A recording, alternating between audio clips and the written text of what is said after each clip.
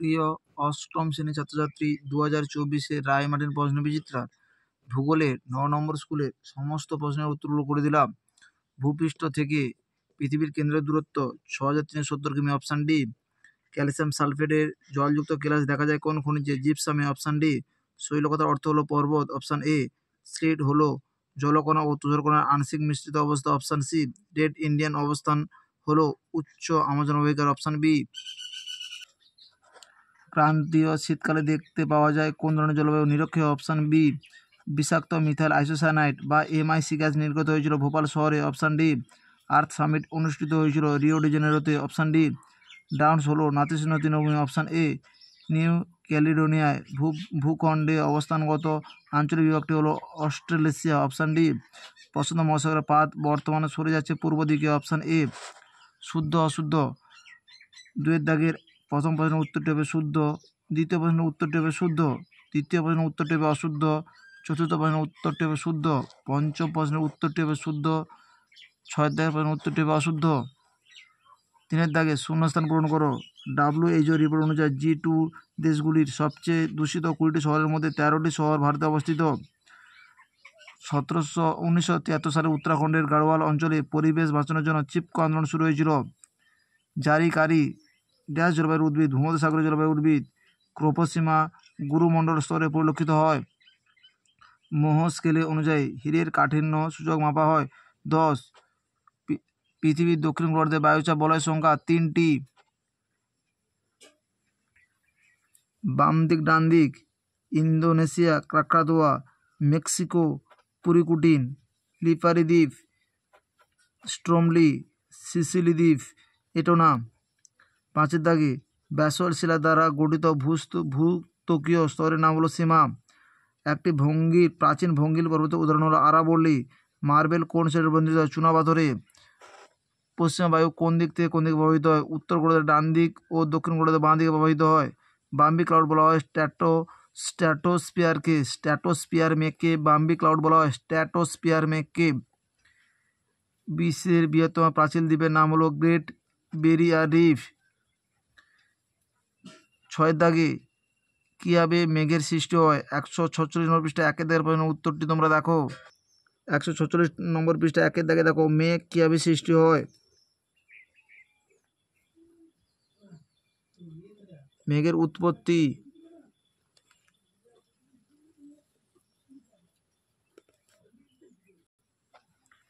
রেগুলিত কাকে বলে?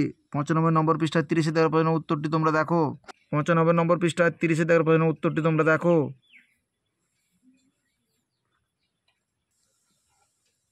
ভূমিকম্পের উপকেন্দ্র বলতে কি বোঝো? 65 নম্বর পৃষ্ঠায় 2-এর দাগের প্রশ্নের উত্তরটি তোমরা দেখো। 65 নম্বর পৃষ্ঠায় 2-এর দাগের প্রশ্নের উত্তরটি হলো ভূমিকেন্দ্র কাকে বলে, এর বৈশিষ্ট্য। নিফে কি? 19 নম্বর পৃষ্ঠায় 17 দাগের প্রশ্নের উত্তরটি তোমরা দেখো। 19 নম্বর পৃষ্ঠায় 17 দাগের প্রশ্নের উত্তরটি হলো নিফে কি। দুটি মাঝারি পাতের নাম হলো ভারতীয় পাত ও আরবীয় পাত। 7-এর দাগে বহুমুখী পশ্চিমা বায়ুর নাম লেখো, সেগুলি কোথায় প্রবাহিত হয়? প্রশ্নের উত্তরটি 122 নম্বর পৃষ্ঠা 8-এর দাগে প্রশ্নের উত্তরটি তোমরা দেখো, আমি লিখে দিয়েছি। প্রবল পশ্চিমা বায়ু 1, 2 গর্জনশীল 40,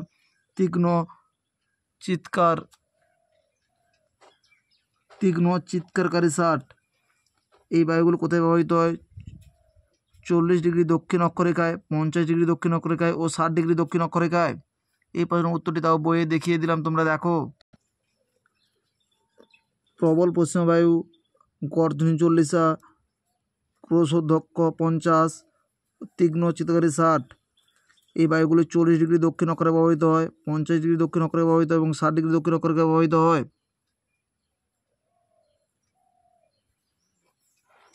অ্যানাবেটিক বায়ু ও ক্যাটাবেটিক বায়ু চিত্র সহ উল্লেখ করো।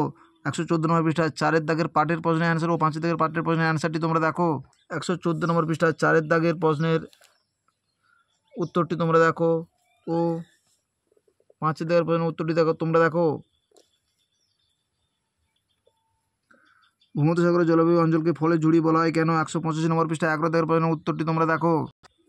185 নম্বর পৃষ্ঠা 11 দাগের প্রশ্নের মধ্যে রয়েছে 1-এর দাগের পাঠে দেখো ভূমধ্যসাগর জলবায়ু অঞ্চলকে ফলের ঝুড়ি বলা হয় কেন? পৃথিবীর ফলের বাগান বা ফলের ঝুড়ি বলা হয়? স্থিতিশীল উন্নয়ন বলতে কি বোঝো? 231 নম্বর পৃষ্ঠায় 13 দাগের প্রশ্নের উত্তরটি তোমরা দেখো। 231 নম্বর পৃষ্ঠায় 13 দাগের প্রশ্নের উত্তরটি তোমরা দেখো।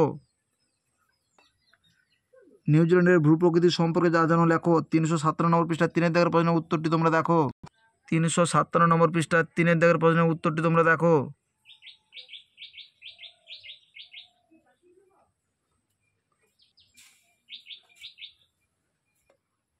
8 দাগে মার্ডালিং অববাহিকার প্রাকৃতিক পরিবেশে ভূপ্রকৃতি, নদ নদী, জলবায়ু, স্বাভাবিক উদ্ভিদ এর আলোচনা করো। 382 নম্বর পৃষ্ঠা 1 দাগে এবং 2 দাগের প্রশ্নের উত্তরটি তোমাদের লিখতে হবে। 382 নম্বর পৃষ্ঠা 1 দাগে মার্ডালিং অববাহিকার ভূপ্রকৃতি ও নদ নদীর বর্ণনা দাও।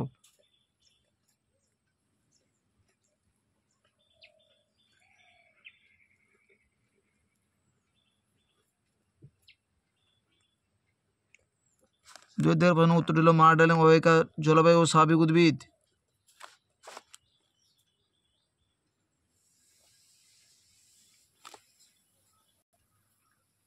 ওশেনের মধ্যে 4 ধরনের জলবায়ুর নাম। এই জলবায়ু অঞ্চলগুলি চিহ্নের মাধ্যমে চিহ্নিত করো, চিত্রের মাধ্যমে। 359 নম্বর পৃষ্ঠা 6 দাগের প্রশ্নের উত্তরটি তোমরা দেখো। 359 নম্বর পৃষ্ঠা 6 দাগের প্রশ্নের উত্তরটি তোমরা দেখো।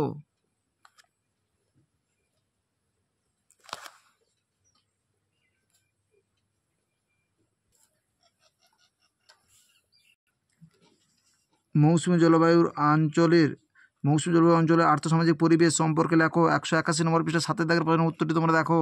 181 নম্বর পৃষ্ঠায় 7 দাগের প্রশ্নের উত্তরটি তোমরা দেখো।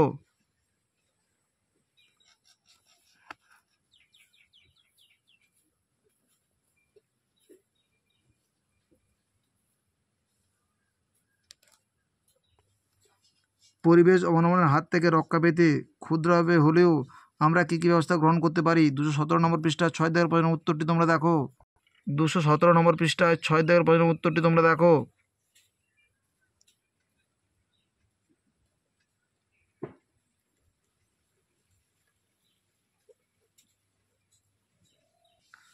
আমাদের ভিডিওটি যদি তোমাদের ভালো লাগে তাহলে তোমরা লাইক করো এবং শেয়ার করো।